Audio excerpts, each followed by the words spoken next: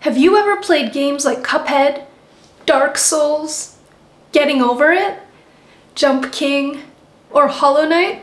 These are all games that are well known for their high difficulty. Players will find themselves dying over and over and over and over again before they beat the section to move on to the next one where they will inevitably take another beating. In some games like Getting Over It or Jump King, you can make a lot of progress and make one mistake that becomes a huge setback, forcing you to repeat all the steps that it had taken you to get up to that point. You can probably see where I'm going with this. It's a really thinly veiled metaphor for steno school and learning stenography in general. This week at school, our department put on a momentum week for us to help us level up in different areas, such as motivation or practice or tools. In the first session of the week, one of our professors shared a story about a guy who liked video games who was a steno student, and he felt defeated about not passing his tests, and he was going to give up until he started approaching them like boss battles and motivating himself like it was a video game. When I heard that story, it personally reminded me of the games that I mentioned earlier,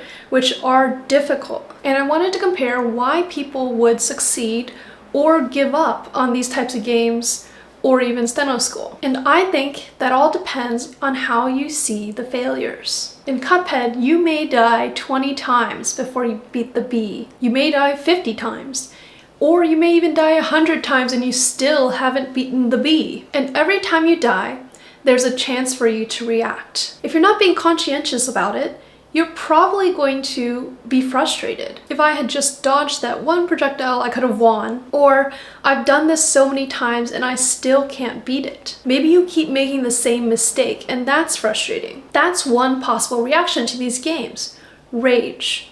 Rage and tilt. If you start to get frustrated with the game or with yourself or your inability to pass the level, it's likely you're going to give up. Deceptively, it looks like a level that should take you around 4 or 5 minutes total, but you've already spent hours on it. That's one possible reaction, but the other possible reaction is going into the game prepared. It's unrealistic to think that you're going to get through it without dying. You can't approach Jump King thinking you're going to make it all the way to the top without ever falling down 5 levels. If you go into it with the expectation that it's going to take you 20 tries, or 50, or 100 tries to learn the attack pattern of the boss and finally defeat it, you have a better chance at analyzing your mistakes, learning from your failures, and winning without losing your mind first. I think the same thing is true for stenography. Whatever your goal may be, whether you have personal goals for what you want to achieve, or there are speed tests you need to pass in school. Maybe there are other challenges in your steno journey. Some people deal with health, some people deal with family, some people have conflicting priorities. Many such things could be trying to interfere with you reaching your goals. And I think the one mindset that you need going into this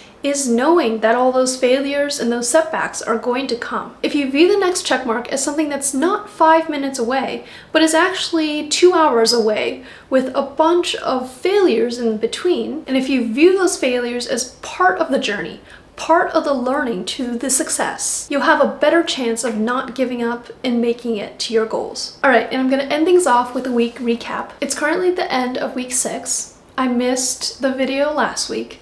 I also didn't edit the video for 2 weeks ago until now. All the videos I want to make are kind of complicated explainers or tutorials, and I have a lot of ideas for them. But as we can see with the last video I made, it took a lot of effort. It just takes a lot of time and energy that I don't have recently, so it's hard to do them at the rate of 1 a week. Also, as a side note, I'm kind of getting a little complacent now that I see the wealth of videos I've built up by now. And to be honest, I'm really surprised that people are watching them as well and subscribing. I've poured my heart into the videos I've made for like 7 years now, and no one's wanted to watch until I found this topic that people are interested in that nobody makes videos on. But anyway, now we're done with lesson 3 in theory 3, so we've only got one more lesson in theory 3 next week. We just did a ton of prefixes. It was just a boatload of them. As I mentioned, we had momentum week, At the beginning of the week, I was not feeling the momentum.